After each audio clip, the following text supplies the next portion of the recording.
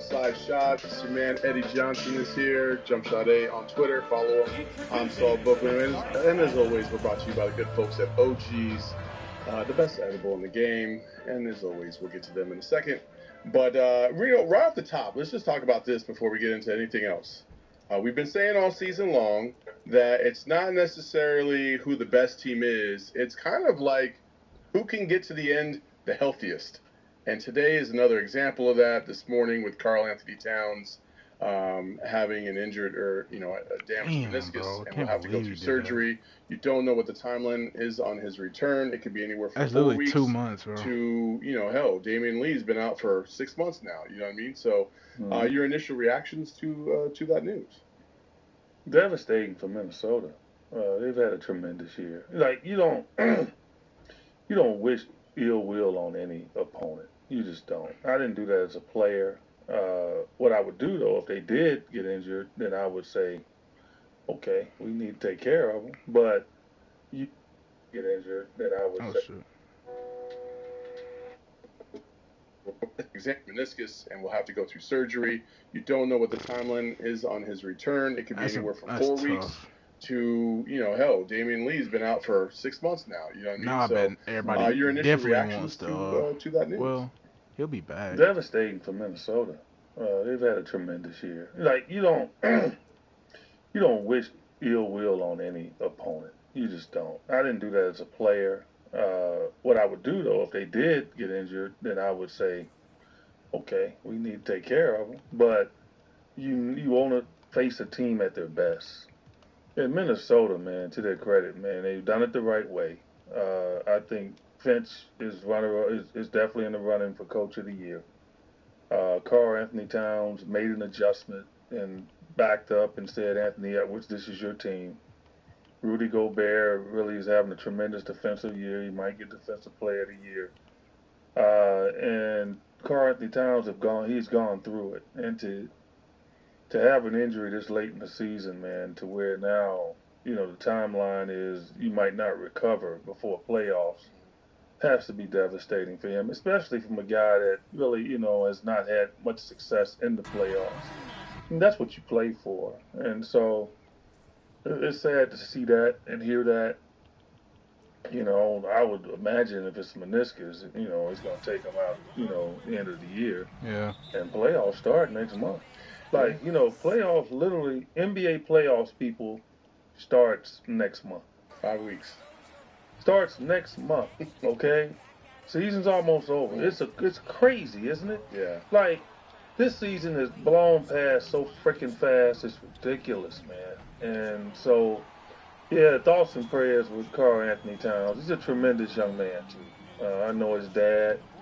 His dad is a friend of my radio show, matter of fact. And just, sad to see that happen. Yeah, it really is. Like you said, I want everybody at their best. I want everybody at their peak. That to me is great basketball. And so to have a team like this, it is unfortunate. 60 plus games through the season, and all of a sudden you get hit with this kind of bomb. You just got to imagine that's going to be really tough for Minnesota to overcome. But, in relation to us, it's hard for us to feel too bad because we've been going through it as well all season long with guys, injured off and on. And right now Devin Booker's out, but before that it was Beal. And it's been a nonstop parade of injuries for this franchise. But let's talk about the other night in Denver and how they were able to overcome Devin Booker being injured.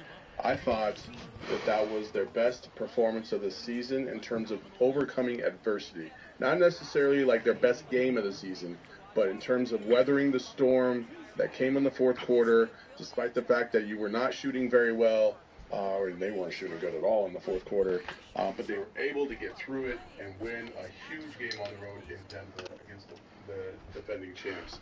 I know you watching the game have your own opinions about what you saw. We'll get to the fourth quarter in a second, but overall, what did you think about how they really bounced back? No, I thought it was a tremendous game.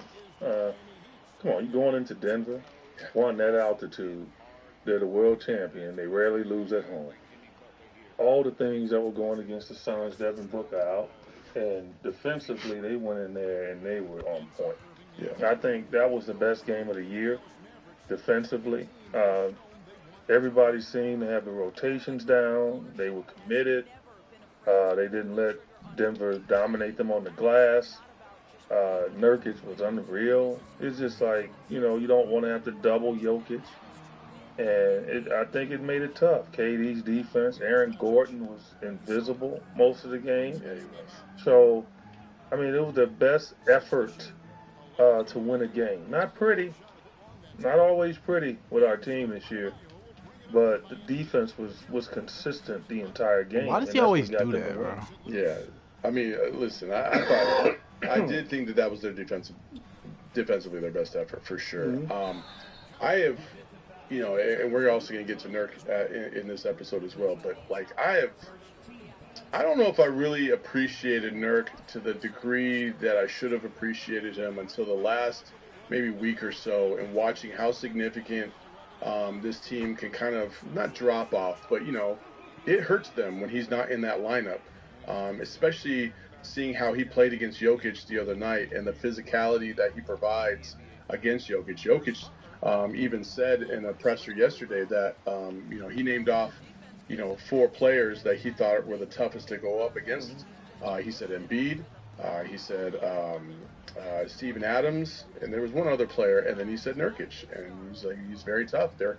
And it's not tough in terms of like these guys always play well against him. It's tough because they're so physical, they're strong enough to really absorb the contact that he tries to put on those players. And I really just was impressed by his effort, even though he fouled out. I like what he brings to the team. And then on top of that, like you said, I thought, man, Grayson Allen, I think that's something that was kind of overlooked in this game to a certain degree, because he was so hot earlier in the game, and then, didn't really do too much scoring-wise in the second half of the game. But his defense, I thought, was just as important as the offense in this game.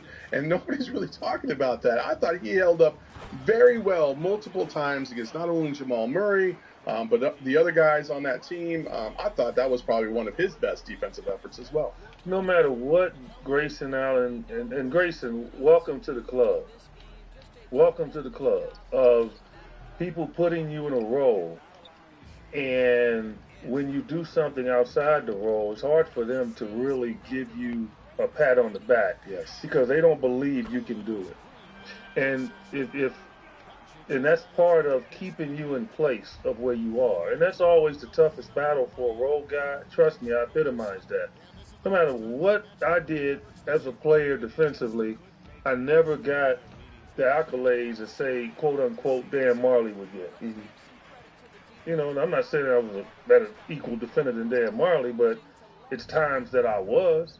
Mm-hmm. And I did a good job in shutting down the guy I was guarding. But I would never get that. And sometimes you have to get to the point where you just have to accept it and understand that's just a part of how people view you. But Grayson Allen, all he does is compete on defense, and that's what you need to do. Do you think it's because, okay, that's a very interesting point. So I thought a lot about this before. I've always thought about this in regards to Michael Jordan, right? Michael Jordan was a great player, obviously. And defensively, he was very, very good. Mm-hmm. But I think sometimes people took that for granted because maybe he made it look easier than other guys in terms of his activity. So easy, bro. Maybe he was more efficient defensively than other guys in terms of holding up. Do you think that there's, from the eye test, you're looking at you guard somebody versus Dan Marley, and Dan Marley was largely viewed as this, this overachiever type of player, and his activity, diving on the ground for loose balls, and he had to do more to try and stay in those games than I think somebody like of your caliber. That's just my opinion. And do you think that that's what ultimately hurts that perception of you versus him when it comes to defensive activity? Well, I think that, but I think more so is you got levels of how players are viewed, right? You're an average player, above average player, star, superstar, okay?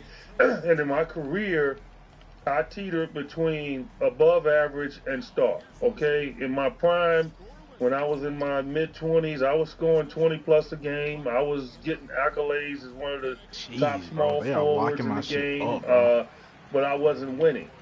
but individually, I was getting these accolades, right?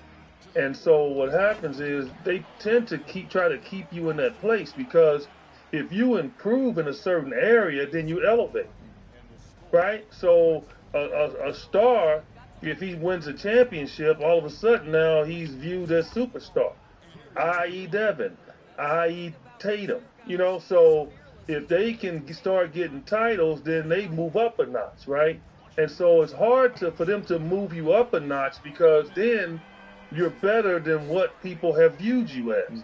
And it's always tough. And so you get stuck in what they view you as. So with me personally, they viewed me as a scorer, right? Nothing else. So they had to be critical. So they would always be critical of the thing that they like to be critical about me. Oh, you got a good defense. And that's how they do it. Dan Marley, great defender, right? What were they critical of with him? His shooting. Yeah, outside of the three, yeah. His shooting. So it's just like they try to keep you in your place. Gary Payton's a perfect example. Gary Payton came in the league, man. I'm telling you, wasn't a good shooter. Didn't want to shoot. He was the number 2 pick in the draft. He was a great scorer. Highly thought of, but not his first 2 years. I played with him. He was very shy about scoring. And there were certain situations he could put in that he wasn't fluid.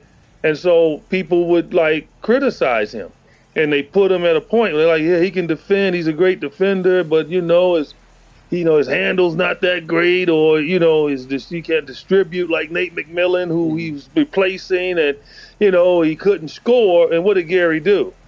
Gary all of a sudden improved his scoring, right? Improved how to facilitate better, and he's Hall of Famer. Mm-hmm. So the climb to get there is normally tough. And so for a guy like Grayson, no matter what he does, he's going to get stuck in that bubble of, he's undersized, he can't defend, or, label, he's dirty. I mean, it's hard to shake how people view you. And the greats, who gives a fuck? Greats, they get away with it. You mentioned Michael. I love Michael to guard me the first 3 quarters. Loved it. Because he was gambling. He was focused on he had to score, which he did. And I could get my numbers. Now, fourth quarter, when he said, okay, I'm done with you, it's time to strap up. Tough to score, right? Fuck. So it's like certain guys that you didn't mind, guarding you. Kiki Vandeweghe to me was the hardest player to guard ever. I'd rather guard Michael Jordan than guard Kiki Vandeweghe. Why is that? Because Michael Jordan is going to take a shot in 1 or 2 dribbles. He's not going to fatigue me. Okay. He's not going to fatigue me. Kiki Vandeweghe is doing this. That's like guarding Steph. Yeah. You would, you'd rather guard Andrew Wiggins, right, than have to guard Steph. But Steph takes it to a crazy level. He's an all-time great, but you get what I mean. Players don't want to be moving the whole game. And so you had your energy to go do what you needed to do. And so, so Grayson has to just deal with that. But, man, just get back on him. He has been tremendous.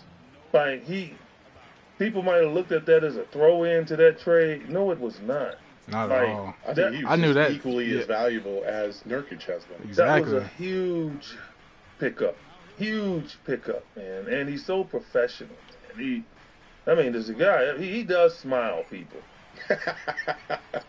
He does. Actually smiles a lot, but he is just so concentrated in his game.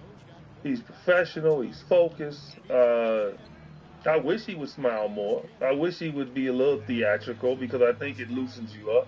I think sometimes you can get a little uptight, and I think he went through a stretch here recently where he missed 8 threes in the Rocket game, and he couldn't make a shot, and that's when you need to have that looseness about you. I did not see that on the backside. backside. That's what allows Devin to get hot within the game, and KD is different. KD is just like Grayson, but KD loosens up more so by his conversations with opponents. You don't see it, but he's out there talking, and so you got to try to distract your mind. I wish Grayson would do more of that, and not get caught into a mini slump. That's what you call it, mini slump.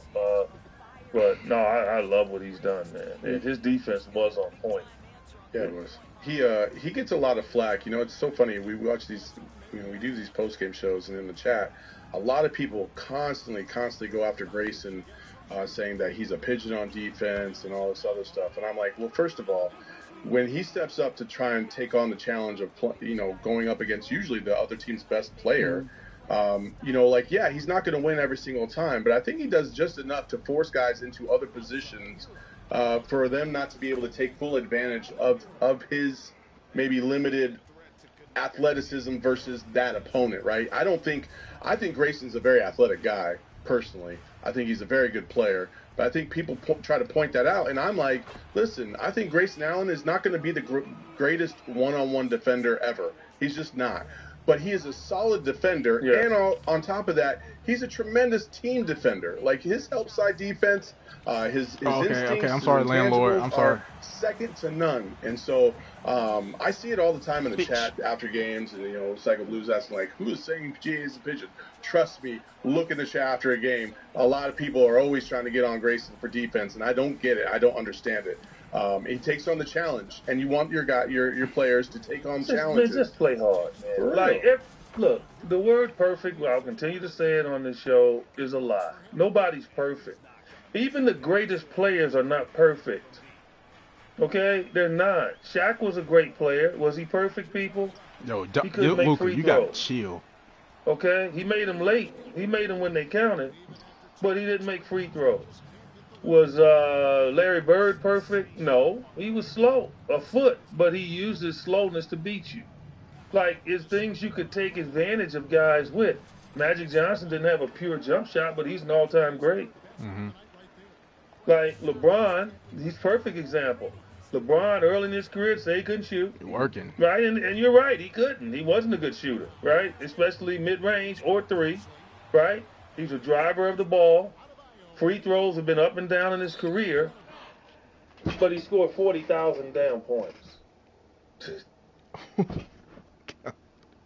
There's no way that just happened. Bro, what?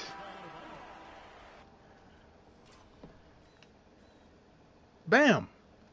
What are we doing? What the fuck?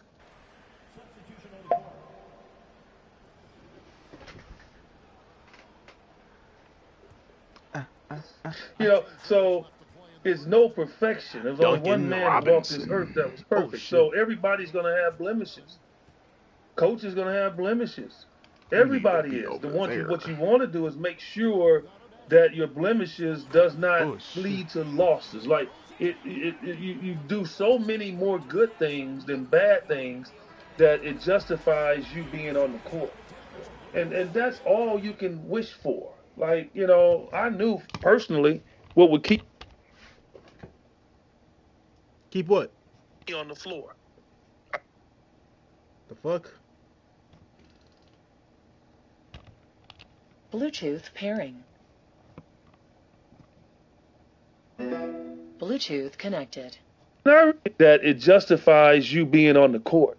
Yeah. And that's all you can wish for. Like, I knew personally what would keep me on the floor.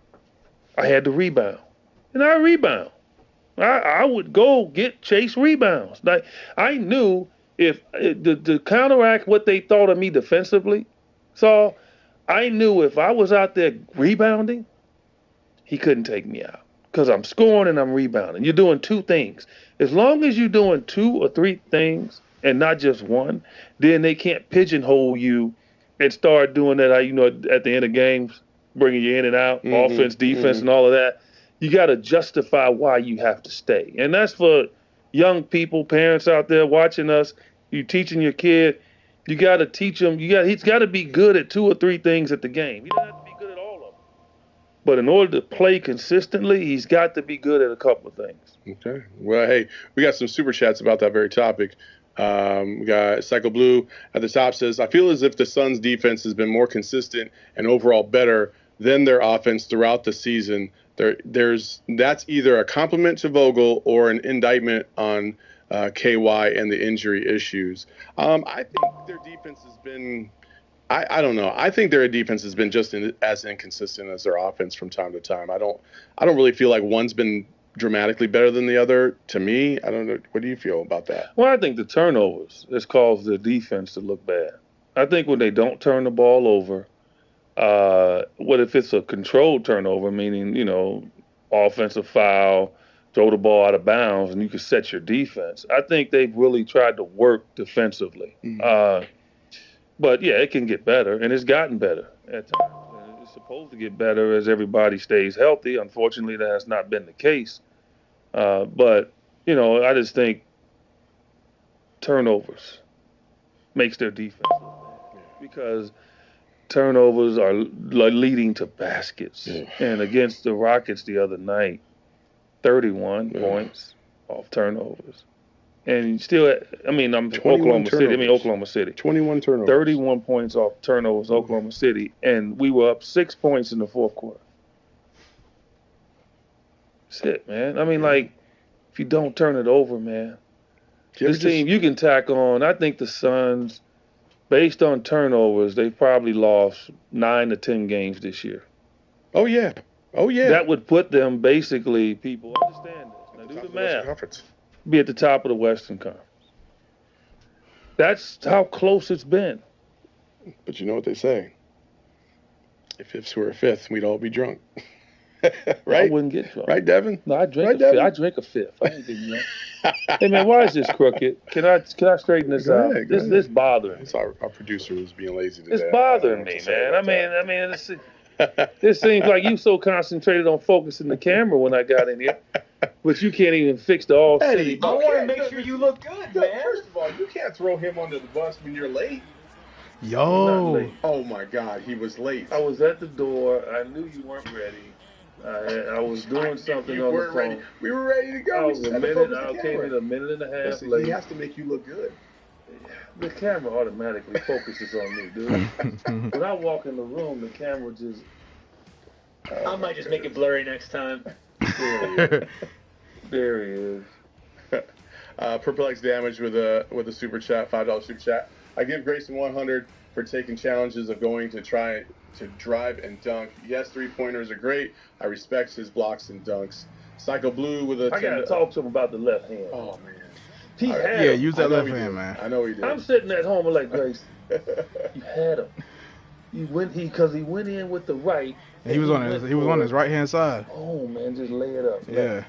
Like, But he wanted to get that. But you know how it is. Come on, you know how it is. But he knew in his mind. Grayson knew in his mind he was in trouble. That dude, but it looks better if you miss the dunk. That dude Najee can jump.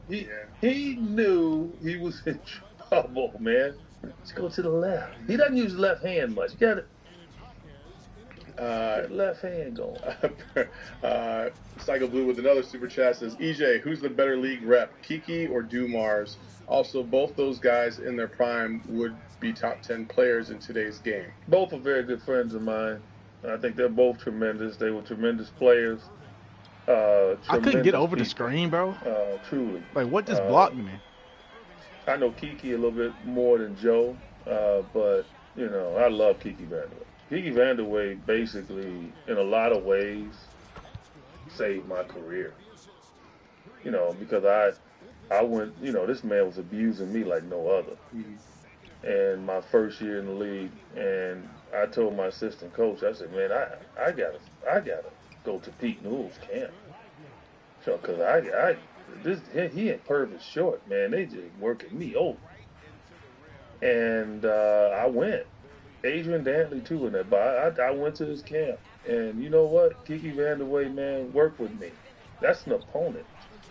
Like, worked with me, showed me stuff, and he didn't have to do that. I went from 9 points a game to 20 the next year, and I give that all to Kiki Vandeweghe and Purvis Short. Love them both to death.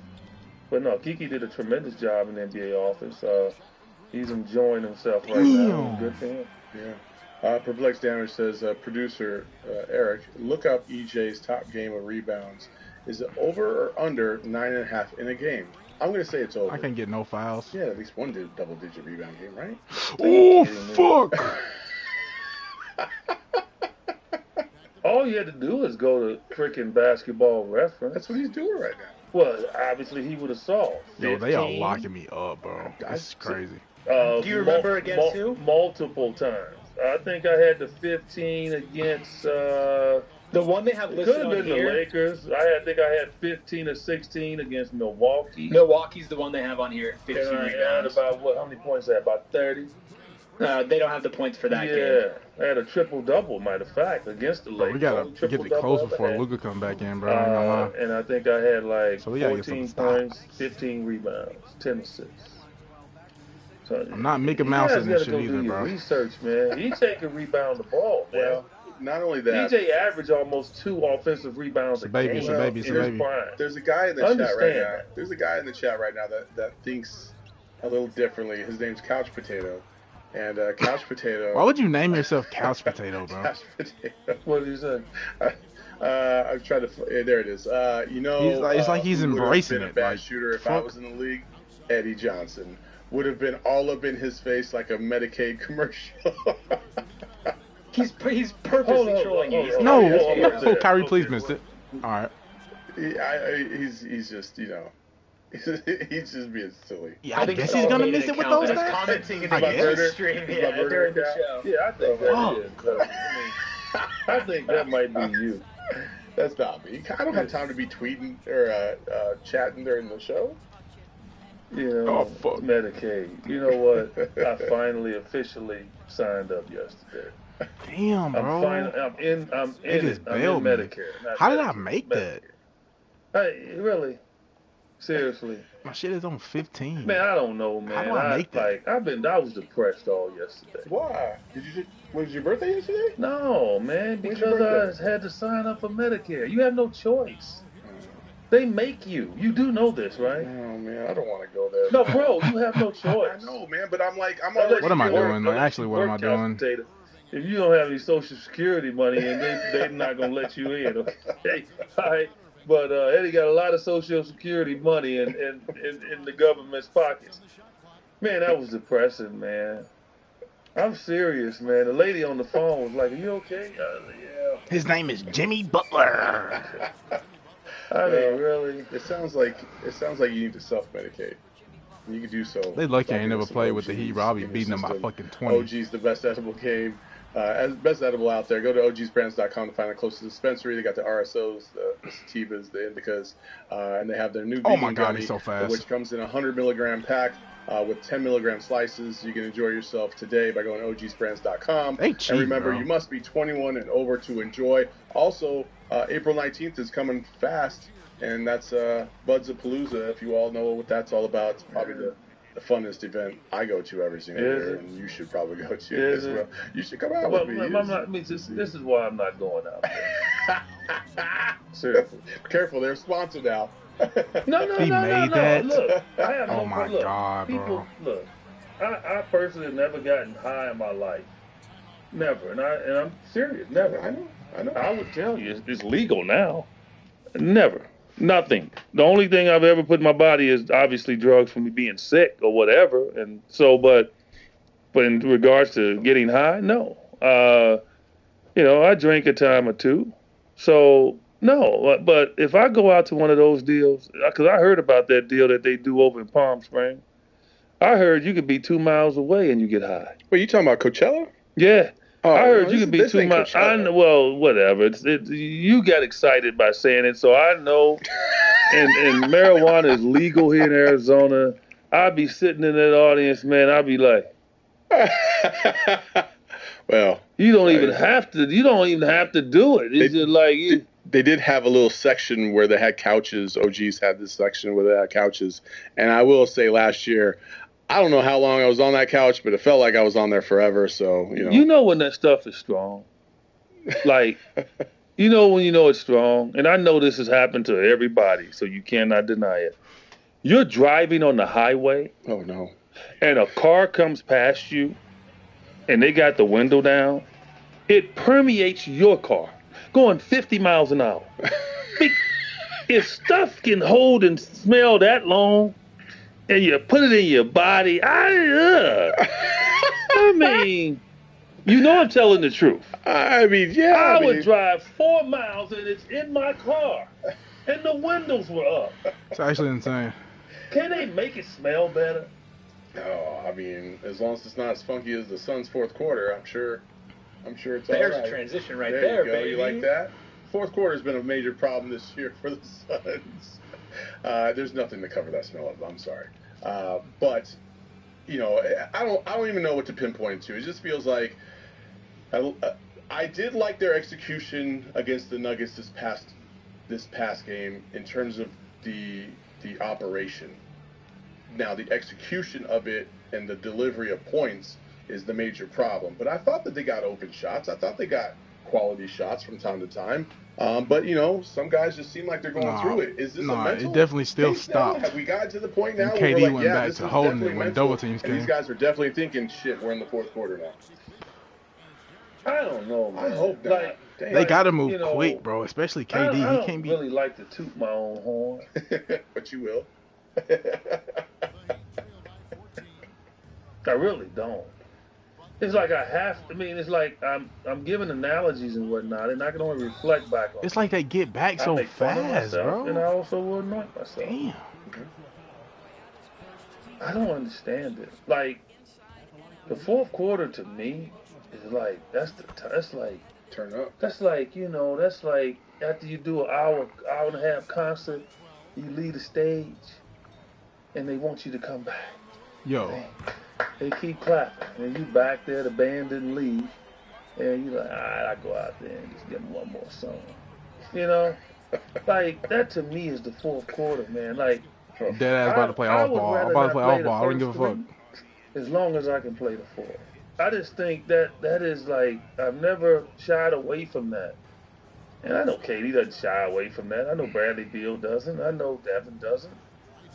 But for some reason, collectively, Bugaboo. it's just not going. It's a And they got these it's two like- big fucking towers inside. And the other night was a perfect example. Like, KD couldn't buy a shot in the fourth. And in overtime, he went crazy. Like, I was like, I'm sitting there, I'm like, this Oh my is god, amazing. another shot. Like, but I understand how KD is one of the best ever. He'll go down as one of the best ever at struggling in a game and then turn it on within the game. Most players, they struggle in the game, they struggle the entire game. It might lead to 2 or 3 games, and then a slump. KD These motherfuckers might get in a cooking, bro. slump, but it's a mini slump within the game. You know, so it's not like this crazy major slump. But in that fourth quarter, man, I was feeling for him because he wasn't going to stop shooting because they kept passing him the ball. And he'll tell you, he's going to keep shooting it. He's not going to feel bad about Now it. this dude coming back in. We're still And down. I wanted them to save him. And he probably wanted them to save him for a minute or two to get his collective thoughts together. And I remember one play after he maybe missed 2 or 3 and he came down and Bradley Beal came down. I said, Bradley Beal, if you pass this damn ball, if you pass this ball, shoot it. Yeah. Yeah. And as soon as I said it, hit a 3. Like, take the pressure off. And I think that KD like, okay, good. Okay, I got somebody with me here.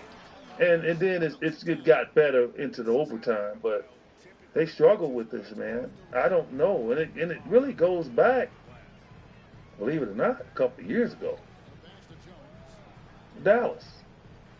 Oh, you think that's where it started? Well, that's when it really permeated in our Yo. mind, right? When they went my cold. God. And it was that fourth quarter. Remember they made a run to get back in that game 7. They kind of made a little mini run, and then the fourth quarter they couldn't make nothing. In the playoffs, you talking about? Yeah, they were down a bunch, and They then were they like 30 made at a the little half. mini run in the third quarter. They made a little mini Okay, run, okay. and Oh my then God. okay, they can work their way back. We knew it wasn't going to happen, but it happened Oh my. in the second quarter too. But after that game, it just seems like, and what they went through in that game 7, it just seems like the stench of that just permeated a cloud over this team. And no matter who comes here, it's like, and now it's the fourth quarter. And look, we should have beaten Houston and Oklahoma City by double figures. We should have beaten them by double figures. Like, should have beaten Houston by double figures. Okay? Couldn't score in the fourth. And in Oklahoma City, we catch them, go up 6, I like how hard this shit is though. Pause. keep going, and could not. Yeah. It just so Yeah, it's been a constant. Yeah, Man. Duncan, you're and, gone. and Yeah, hopefully, bro. hopefully, Like, damn, bro. I we mean, get this shit. rectified come playoff time because guess what? That's all Most that matters. playoff games come down to the what? Yeah, fourth quarter. Fuck. That's an interesting perspective that you got there on that, because I kind of viewed it a little bit differently, like kind of the opposite, where I felt like because they had Chris Paul, that they had this sense of confidence that no matter what in the fourth quarter, they were going to be all right. Now, can they get to the fourth quarter in the playoffs without blowing, everything Chris getting was blown up? doing that year. Chris was unreal in the fourth. You know what I mean? Like, Yeah. that's why they called them the Crunch Time Suns, or Clutch Time Suns. And so, Well, Chris was the one. I know. Well, Yeah. that's what I'm saying. Yeah, for sure. Now, I don't know if because Chris is gone, all of a sudden, they stumble at the beginning of the season in the fourth quarter, and now it's in their heads that they can't execute as well as they did with Chris. I'm not sure. I don't know if it's necessarily just a point guard thing either, because I feel like, listen, I thought that they were getting stagnant on offense too many times in the fourth quarter, and just they were predictable on offense too many times. I thought last game they switched Yeah, it ain't up a gonna lie, little fuck bit. it. They had a little bit more motion on the offensive side, and it created a little bit more chaos for Denver. Even Why though you they couldn't sagging execute, off him I so thought much? the process was Like, good. what are we doing? I just didn't like what was going on before that. So I think they're going to be all right. I hope they're going to be all right. And I think Devin's, obviously, when you have all three of them, it's going to help significantly. And I do like your point about Bradley Beal. Wrong person. I felt like he was just deferring way too much My bad. sometimes. I don't know why. Come here. Sometimes he'll drive the baseline, and sometimes That shot I is so wonder, fucking and you tell me stupid. this. He drives the baseline. He's got to step on the guy. And I know he knows fuck. that if he goes up directly, they can time it and block it. But if he just puts his body just a little bit more and kind of, uses his body as a shield to get that ball. I hope this feel happens like he can tonight. get Ain't gonna lie. that baseline reverse layup just about every time he does it. I think he will. I think he will eventually. I think he's mentally too wants to stay healthy, and he might, maybe detour away from a ton of contact right now. He wants to get some reps into getting healthy. But he's a tremendous driver of the ball. So I have I'm to not throw my worried way back about into this, Bradley bro. Beal. I just want him to stay healthy and just get his Just reps. switch. But also is another thing, right? And this is hard. But I talked about this yesterday on my show, Sirius XM NBA Radio 4 to 7 today. I give my little plug in there. It's like when you play with great players, it's an intimidation factor. And sometimes you're hard to seize the moment. But that's in every walk of life, right? When you are not viewed as the smartest kid in class, a lot of Who times the fuck are you you contesting? Oh my questions god. from the smarter kids because you don't want to ask a dumbass question. That was me in school, right? Very shy. Just didn't talk much. Believe it or not, people, I didn't. And I didn't have a lot of confidence in talking to a group. And I had to develop it. And the reason why I say that is because it's hard to play with three great players and then The thing do is, something before they do it. Meaning, Grayson Allen still, I think, struggles with just saying, forget it, I'm a shooter. Yeah. Like, forget it. I think Base Diop, who I thought started to play well, but I thought what hurt him, Ooh. and maybe he still be here, yo, no is way they that put up he was shy 85 away. points on us. Like, you could tell that the guy had skill. Yeah. He driving left hand, posting people up, but then he would hesitate. You can't hesitate, man. Even if they're all-time greats, man, you got to shoot the ball. And for me, end of my career, I had no problem with that. I played with Charles, Dream, and Clyde Drexler. They'll tell you. They had to walk up to me and say, hey, come on, man. Calm down. No, I ain't calming down. I'm open. I'm shooting it. Like, I'm not great like Fuck you all. You're all Hall of Famers, but if I'm open, I can shoot better than all three of y'all. Yeah. I'm going to shoot it. Now, Rudy can just take me out of the game. They're playing horrible but defense, bro. that's They're how shooting I fucking viewed it. 70%, And so bro. 60. It's hard to get to They that hit point. 14. But Grayson's got to get to that point. I think he's earned that. I truly do. I think he's earned that. Like, Royce O'Neal's not afraid. No. He shoot that sucker. Mm-hmm. Yeah. And so that's the point that they have to get to. And if they get to that, then it'll make life a lot easier on KD, Devin, and Brad because now those three don't feel like they have to dominate. Yeah. you know, they know that I'm playing they all can ball trust second that half. I guy. don't give a fuck. Fuck He'll you. take the shot. Bo's going through that right now. Mhm. Bo pass up shots. Shoot it, dude. Shoot that motherfucker. Shoot it. Like, and he up faking at 7-3. You know, shoot it, man. Like, your role is going to be a scorer. If you're not scoring, he's going to sit you down. But while you're out there, do what you do well. Score. And be aggressive. And they have to get to that point. Yeah, for sure. Listen, Bol, that's a whole nother topic. I'm kind of surprised that Frank is not playing him in the second halves as much as I think he should. But, you know, hey, it is what it is, and I won't complain about it. I also won't complain about the good people over at Four Peaks, because they got a pretty cool event going on this week. This Saturday is their first ever annual Kilt Lifter barbecue competition. I'm sorry, Terry. Basically, It's not your game, you buddy. can buy a ticket for like $5, and you can go to the event, and you can sample barbecue from, I think, like need to some be like bigger, between man. 10 and 20 different pit masters that are going to be out there cooking some barbecue. When is this? This is this Saturday. This Saturday, yeah, from 11 to 4. 11. Yeah, People eat 11 barbecue 11 o'clock. I eat barbecue all day, every day if I could. Shit. So I was eating pulled pork before Oh, you man. walked in here, 11, man. 11 to 4. Yeah, 11 to 4. Yeah. Where is this at now? This always keep our shit fresh. We already did that one. I mean, stuff like that. Things get a little sidetracked. Okay. A couple of cans. You never like tell me what you have in the fridge. You Okay. normally have stuff in there from 8 weeks ago. Okay. All But right. how long has it been in He's there? not wrong. How long has it we been we in need there? to refresh our stock. Let me just say How that. long has it been in It's there? been there for a while. Oh, Well, man. we- If I no, look no, at- if I no, we after have- this show, if I look listen. at the back of that can and I Listen. see that it's expired, No. I'm gonna report We you. don't have anything expired because we always keep our shit fresh. But we've had some specialty beers that we just, you know, the holidays and stuff like that, things get a little sidetracked, and then they kind of got lost in the shuffle Yeah. a little bit. I'm And not so a beer drinker unfortunately- anymore. I stopped drinking beer because it puts weight on me. So I'm strictly, vodka, soda kind of guy. All right. You know, Uh, But I'll try a little kilt out. We got a couple of other super chats right now. We got Purple X Damage saying, we already did that one. Mark my words, I truly believe Bol can make this team nearly unbeatable. I just want Frank to let him build his confidence. It starts with backdoor cuts. That's a good point. Listen, I think Bol could make a significant difference on this team if he's given the opportunity. He's already shown that multiple times this season. That tech the other night was BS.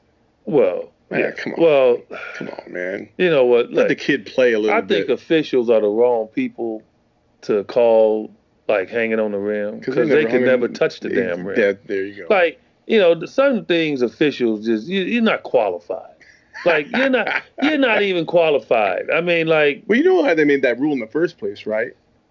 It's because the broken backboards. man, and, you like, they can't didn't you wanna, can't break these I backboards know. anymore. They have improved them so much.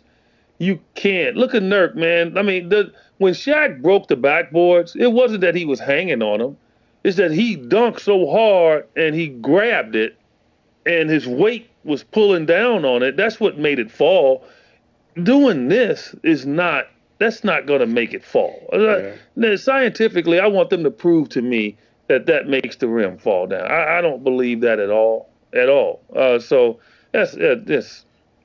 I know. I just stared at the official through the TV. Well, if I could have said something to him. You just mentioned Nurk. You wanted to revisit this a little bit, and so let's break it down, okay? It's been, 3 quarters of the season now out of the way. We can kind of go back and look at kind of the results of the DA versus Nurk trade. Right now, this is the comparison that we have. Obviously, Yusuf and DA points per game. DA's got the advantage by about a couple points. Rebounds per game, relatively the same. Assists per game, advantage Nurk by a couple. Efficiency is the one that throws me off. Are these stats this year for DA? This is all right now. This is just this season. This efficiency, Games played? the efficiency, yes, 54, the okay. efficiency right now is really the one that catches my eye, because when DA was here, his efficiency was down near 70% at the rim. Now it's at a 56.8. Nurk is at a 54. And games played, obviously, 54 versus 39. David. 54 for Nurk. And then you look Thanks at a the lot. salary. Kyrie, and what Nurk were is you all making almost half focusing as on much coming as into the DA. game tonight? When you look back at it, and I'm not trying to intense throw focus and slander intensity DA that other but teams I do can't match. think He's doing whatever it takes to keep our tempo. Guys are in a great rhythm. We have a great tempo. Be a better fit for this team, And he is. And I do feel that Nurk provides multiple things. One, I think with this offense and the versatility of this offense and the scores that they have, he's a little bit more of a dynamic playmaker for this team. And then two, the one that DA would be cool for this team too, but you know what I'm saying? I don't think there's a single player on this team that doesn't feel like Nurk doesn't have their back. From the attitude standpoint. Whether that be defensively, whether that be getting in scuffles and fights or anything like that, like I always feel like Nurk is always going to be there, right? Whereas DA, I just didn't really feel like that. And conversely, I will say this, I don't feel like players had his back either when DA was here. And I do feel like players have Nurk's back. So you take that with what you will. That's just my opinion, certainly not yours. What do you what stands out to you about this comparison now? You know, we talked about, getting guests on our show. We're going to start doing that. So to let you all know. Is the first one going to be DA? No. The first one is going to be Bill Simmons. Oh, okay. All right. First one is going to be Bill Simmons. He and I go back and forth all the time. All right, if I hit this three, I have a 2-year text chain going. If I miss it, I lose. Simple as that. He's a Celtic fan, and he likes to get on our Suns. He likes to be a little critical at times. And before the season, he said he didn't like the trade, and his reason was that Nurk would not play. He'd be in. The fact that he did that and then went back is crazy. Bill, that right there solidifies you have to come on our show now. I'm not even asking you. You are coming on our show. Okay? You know why I can say that, right? Exactly. Nurk has been available. I suck with the Heat. Holy shit. And I think, look, DeAndre Ayton is an unbelievable talent. And I've told him this to his face. It is not a negative with him in regards to his talent. What he has to learn as he continues to grow in this league is that he has expectations. And those expectations ramp itself up even more when you get paid. Nobody owes you anything. The problem with a lot of young players that come into the NBA is they've been getting paid, and they're getting paid like crazy now with NIL money, that they feel like somebody owes them something. No, nobody owes you anything. You owe them because they're paying you. And when you come into the league, they're paying you for expectation initially in that first contract. They're not, because what did you do? Who cares what you did in college? Nobody care about that. What are you going to do in the NBA? And they're paying you based on really projecting and say he's going to be good, so we're going to draft you here and we're going to pay you this much. Your second contract is when they pay you because they felt you earned it. And that's when the focus really shines on you. And that's what DeAndre has to understand. That means you have to show up and play. And he is. Have you seen DeAndre stretch it before games? Like a ballerina.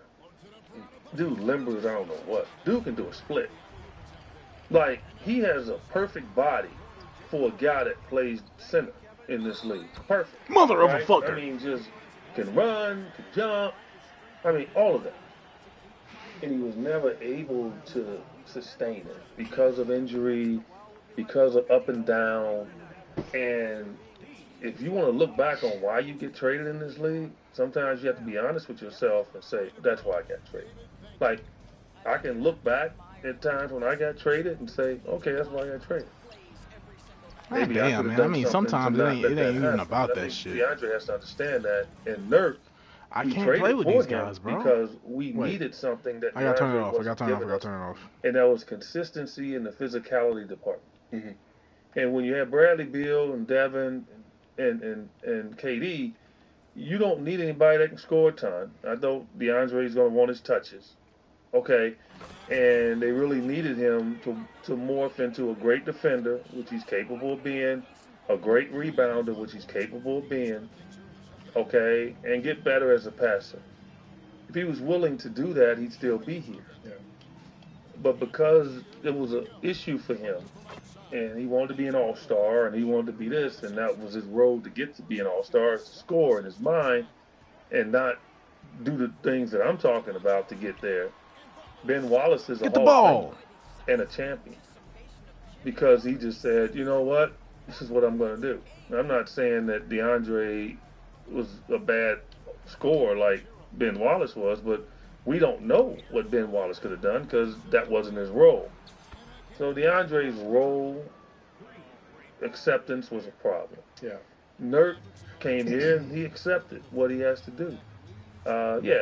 He complained a little bit that he wanted a couple of more opportunities to score early in the year, and he's gotten them. They hurt him, and he's proven that I he can't can. stand these But motherfucking he's also Liggett, proven bro. that These it didn't take motherfucking away Liggett. from all the things that they needed him to do. He'd be physical, rebound, be a good passer.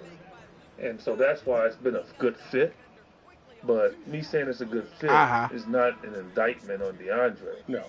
And I think people have to understand that. I think there's so many different levels to the DeAndre, conundrum. Even if you go to just the contract and whether or not the Suns should have paid max contract money for a guy like DA and all this other stuff. When I look back at it, and I'm fortunate because I was basically with, I followed DeAndre since the time he got to the University of Arizona because I was down there. Yeah. I covered him for a whole year. 37 years. Yeah, 35. Calm down. There's this narrative out there before the draft that he was like this lazy guy, and I just never saw it down there. Come on. And because Sean Miller, Oh my God, you he's only get just 3 not seconds. that kind of guy either. Like he just won't accept that, and so he did push DeAndre a lot. And I think DeAndre responded very, very well. But also DeAndre had a lot block. to play for. He had to, he knew that he could potentially be the number 1 overall pick. He knew that there was money on the line. He knows what comes with being that number 1 pick. And so Kyrie is literally he just rose up to that unstoppable, bro. I don't occasion. know, And bro. if you just go back and don't watch the Buffalo tournament game because that was just an abomination. But you watch him in the Pac-12 tournament. You watch him that Pac-12 season. He was dominant. He was dominating everybody. Nobody had a chance. He made Chimezie I'm playing Metu straight up. look I don't like give a fuck. he was in junior high when he was playing against him. He was unbelievable. But then he gets here And shit like and that he gets happens. drafted This is, number bro. 1. And the first thing he says is, the goal is to get I to might that rematch second him, I ain't gonna lie, contract. And bro. I think that I need- set him up for failure right there off the bat. And then the second thing, he keeps going, and I will say this till I'm blue in the face. I've seen the people that have surrounded DeAndre Ayton and advised DeAndre Ayton, and I just do not feel like they truly understand his best interests and how to really push his buttons in order to get the most out of him for him to thrive therefore make them thrive as well. I think they filled his head up with a bunch of BS. I think they got him gassed up, as they would say, and he gassed himself up as well because he believed it and he thought that he should be like, the first or second option on this team when he wasn't, and he didn't play like it, and he didn't dominate like it. Yeah, they gonna have and to his see work me ethic again, bro. I didn't ain't match gonna lie. that level of intensity. When you talk about dominating, I think Fuck Call of Duty, he dominated off the court in terms of his verbal video game. Yeah, but in terms of on the court, I just never saw his desire to want to dominate his competition as If much I lose as this, I they're thought gonna have to I see would me again, straight up. when he finally got here. So I'm all the way. that's Can't the guard him. frustrating thing about me, and I love DA. He's one of my favorite people. He's such a good dude if you ever talk to him, but I feel like he's trying to live up to this persona of what people think he should be like and what he thinks it was always going to be like as an NBA player versus what will truly make how a does that difference go in his in? life. And I think those two are not marrying up right now, and he's going to continue to struggle until he can just kind of accept like, hey, I got to stop living for everybody else and the persona that they think I should be. I got to start doing what I need to do and make myself happy. And it's going to take a little process because I think at some point we will see it. I do believe that at some point we're going to get the very best DeAndre Ayton for maybe a couple years, but I don't think it's going to be anytime soon. I think it's going to be like When he finally hits How 30. old is DeAndre now? 26? No, he's like 24. 24, 25. 25. 25. The one thing that I was, and you're right in regards to talent, like, yeah, you get something, in your prime, I always say, if you stay in school 3 years, you come into the league at 21, 22. To me, those are prime years. I'm sorry, landlord. I'm sorry. Mine is where it should be. My fault. Your maturity level is there. Your understanding of things is there. And from that 22 to 27, 28, those are your prime years, man. Those are the years when you should never get tired. You should feel invincible. You should be just grabbing knowledge. You should have a great, crazy hunger. Like he wants a second contract, third contract. I'm playing straight up, bro. I don't give a fuck. It's bundled up in that period of time. And normally, if you look at Basketball Reference, and you look at any great players, you'll see that, look, LeBron's a freak of nature, so don't look at his, all right? But in regards to, and even Jordan's a freak of nature, but he took 2 years off, so it's hard to really, and I'm not getting on him, it's just hard to, like to say what it would have been. I'm pretty sure he would have still been scoring a bunch, although mentally he needed to get away from the game, so I don't know. But those years, man, is when, like, you're nasty. Like, Come on now, bro. And if you're a star, then it'll hit you earlier, like it hit Devin earlier, right? So KD earlier. It'll hit some guys earlier, but mostly it's those years. And, like, DA is flirting with disaster with that because he's going to lose it. And he's going to lose that opportunity. I thought he blocked it. And he's not going to be able to shake it, man. I'm telling you, he's just not, man. This game takes so much out of you. You all watch it. And I'm serious. And I'm not saying this because, I'm not going to the water boy culture, the couch potato. I'm not doing any of that. I've been retired for 24 years. I honestly will sit back sometimes and I look at games and I said, did I do that? Like, really, I would say that. And I was a guy that played a ton of minutes, played 17, 18 years totally, professionally. But I will look back and I was like, how did I do that? Like, how did I navigate that? And I was flying commercial. I wasn't flying charter. We were playing 3 games in 3 nights. And I'm like, I don't know how I did it. But I understand that I did it because I was in such great shape. Yeah. It is no better shape than NBA shape. You got pro boxing out there. Like, no. Oh, boxing. They go sit down between rounds for a minute. NBA, you don't sit. And you got to do both ends. You do. You got to play offense, you got to play defense. Yeah. And it's constant. It's constant. You got to do everything that everybody else does. In football, you don't have to throw the ball. You don't have to throw the ball. You don't have to run the ball. So you don't do everything. Oh, my gosh, big shot. In basketball, you do everything the same. And that's what makes it crazy hard, man. You got to be in shape. And I don't know if DeAndre y'all ain't coming out the game, bro. I ain't gonna lie. Shape like he needs to be. And I don't know if he loves that not the a steal? The way he should love the game. The way we think he should love the game. Well, yeah. Yeah. And that's part of the issue. And it's not just him. I played a lot of big guys, man. Big guys have a hard time with that, because a lot of big guys play the game because they were tall. Yeah. So you don't know how to gauge their love for it. Like Muggsy Bogues, I knew he loved the game. Because why on earth would a guy 5'2" want to play that game? Yeah. Chris Paul, I know he loves the game. Why would a guy that size want to play this game, knowing he's got disadvantages? You got to love it, because everybody is sick. Most of the average people are 6'2", 6'3". Look at all the people Chris Paul had to beat out to become a great point guard. It was easy for Magic. Magic was a 6'8", 6'8.5" point. Oh my! Freak of nature, right? Yeah, they gonna go for that. But 6'2", how many 6'2" guards in the G League? Can't make the NBA. $1 million.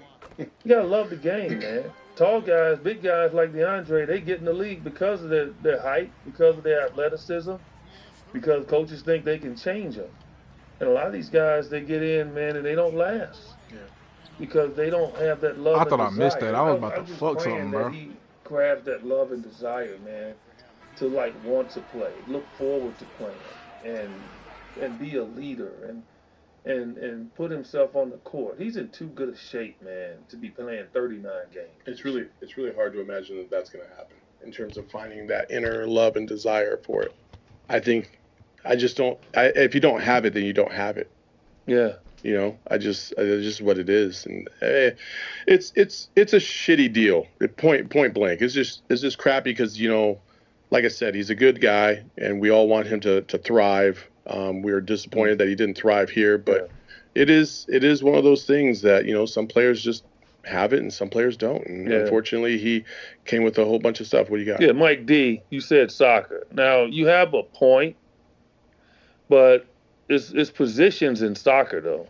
Even though that field is big, they're not running the whole field. You got defense, you got offense. I mean, but some guys are in better shape than others. They are others. running a lot though. Some guys are in better shape than others, but they're running in an area. So that area, you can say they built to run. Like in basketball, it's 94 feet, but when somebody's trying to stop you from running, it's almost like you're running 100 yards. Because guys are hitting you. Guys are stopping you, impeding your progress. So, yeah, soccer is up there. I would probably say, I think hockey. I mean, there's a lot of sports that you have to be in great shape. Yeah. You know, I'm not denying that. I just think basketball is uno. Yeah. I do, because you got to jump. I judge it off of how much weight would I lose if I played that sport. What sport is that? That's how I judge. Well, if you box, if you wrestle, boxing, soccer, basketball. Anytime I've ever played those, wrestling, I think it's a workout. Wrestling is a crazy workout as well. So, but I'm not psycho enough to do wrestling. Shout out to all you wrestlers, though. I'd rather wrestle, though. I'd rather wrestle than have to run up and down a basketball court right now. I tell you that. What? Yeah. Oh, right now? Yeah. Oh no. I'd rather wrestle because I'm not moving. I'm not running. No, I'm not. I'm just. He can pin me all day.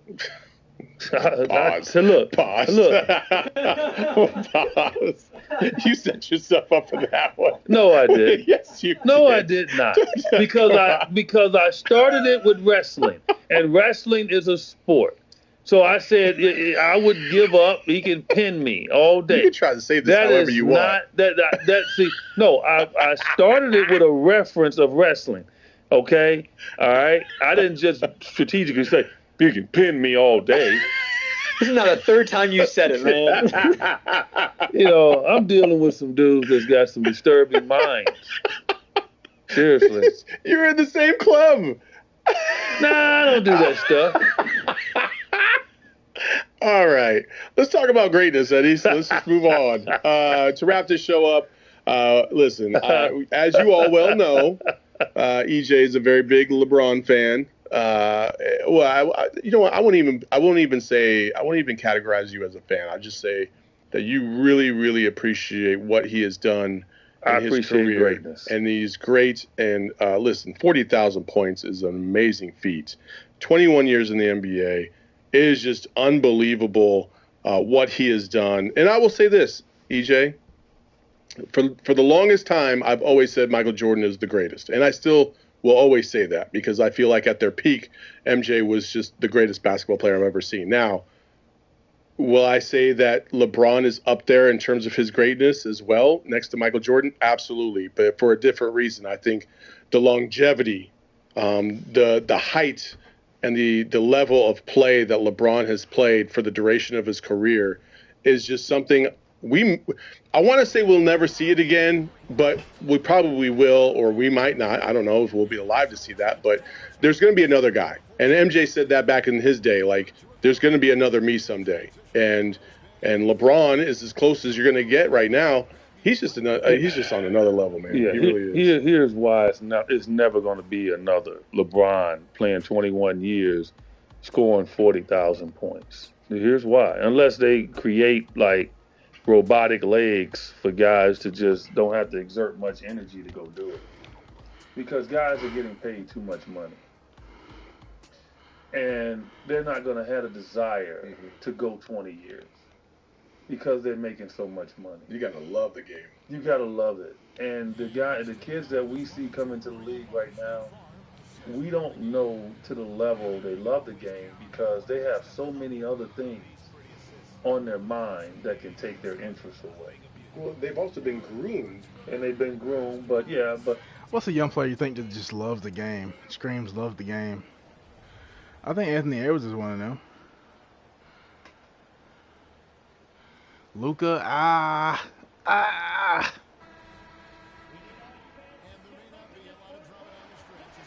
mean, you got to love the game to be great at this level, but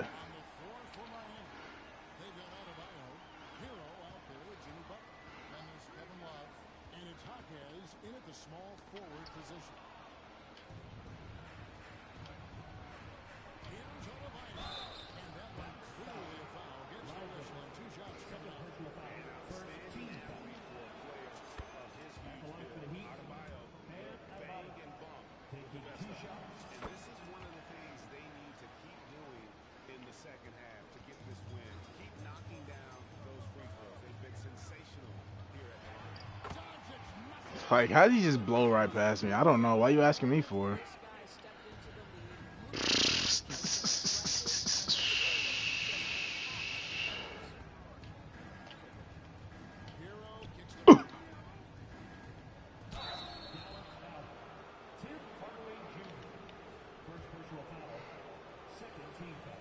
Oh my god, bro, my hand fucking flinched. Oh my god. No, I'm about to play the same Mavs team with the Suns, and I'm gonna beat the shit out of them.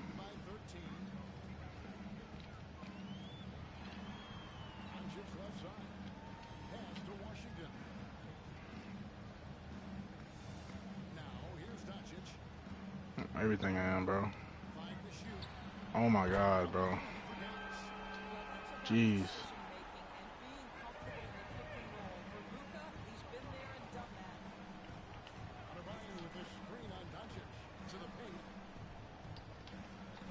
How does he recover like that? Just how? How? Tell me how. Tell me how and I'll believe you.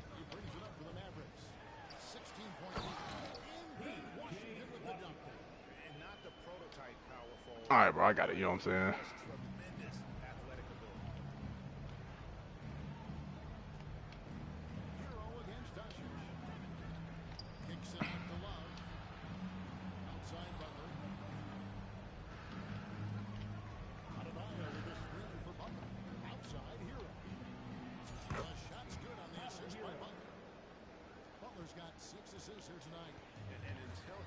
I don't give a fuck.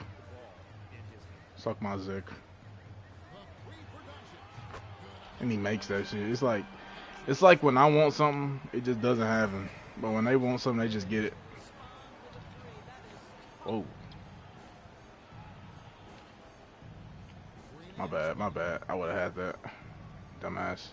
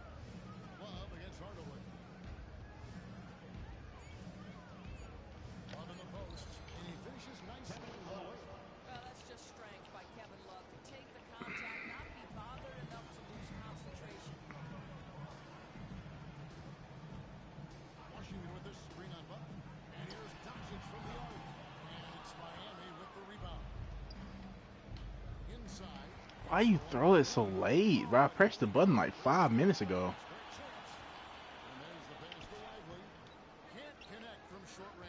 Literally 5 minutes ago. Oh my god, I didn't mean to do that. That was my fault. I'm there.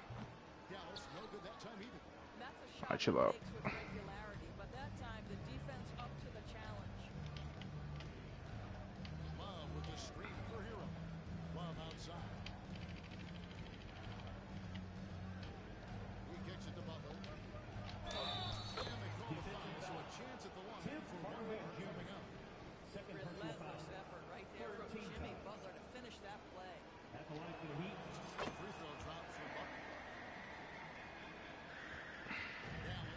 I know I'm gonna win this, but it's crazy to have to cheese it.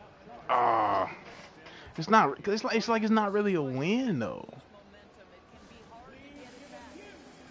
It was strategic cheese, but you know what I'm saying. I cheesed a little bit. Like for instance, I'm not gonna lie to you.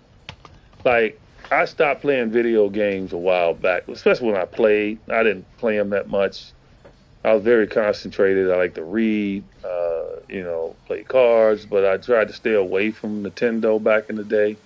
I do the little Mario Brothers, my kids, and I had kids. I play with my son all the time, but I kind of got myself away from it. Mm-hmm. And I tell you, over the last 15 years, I got Xbox and everything hooked up on my big screen and all that, but I never messed with it. Man, but I put that doggone Madden on, man. Man, I'm playing that Madden every day. I'm playing that Madden every day. And I'm going to tweet out my ID for Madden. Okay? Oh, you want to get some? Let's go. I'm going to tweet it out. I've been contemplating doing it, and I am. What game? I normally just go on and play random. You're not going to know it's me. I'm pretty good at it. But I love football, and I'm playing it all the time. What you Can you imagine what video games are going to look like Madden 10 to 15 years from now? Can you imagine technology, what it's going to be like 10, 15 years from now?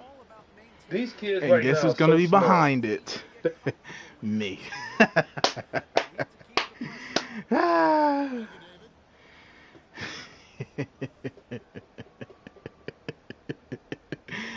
I got a lot of things up my sleeve.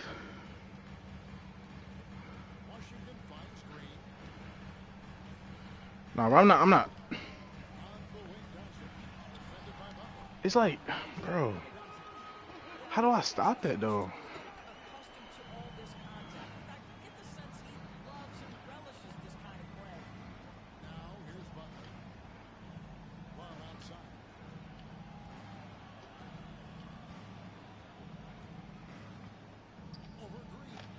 Ah, my fault. Oh my God, give me one. Oh my God, bam.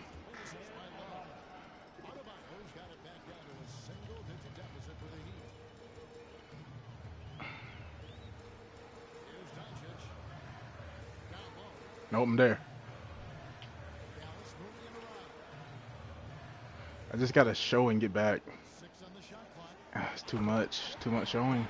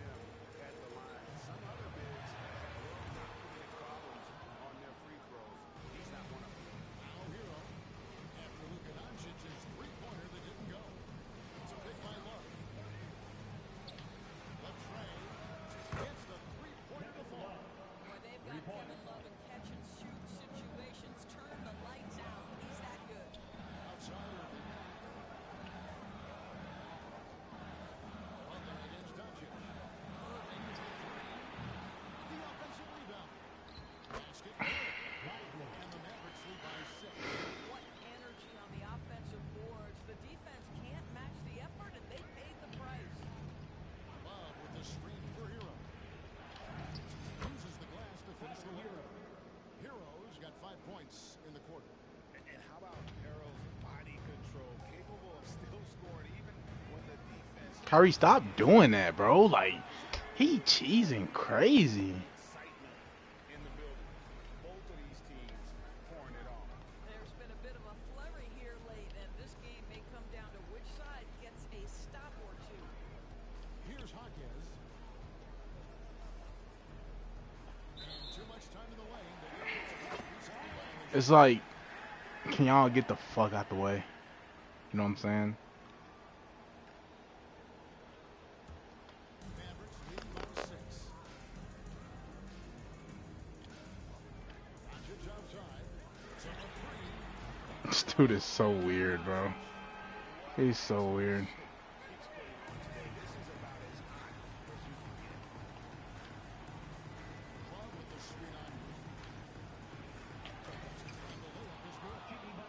Butler's got 38 points. And of the last 6 baskets, 5 have Stop three, stop three. What's up? Stop three, stop three. Come on.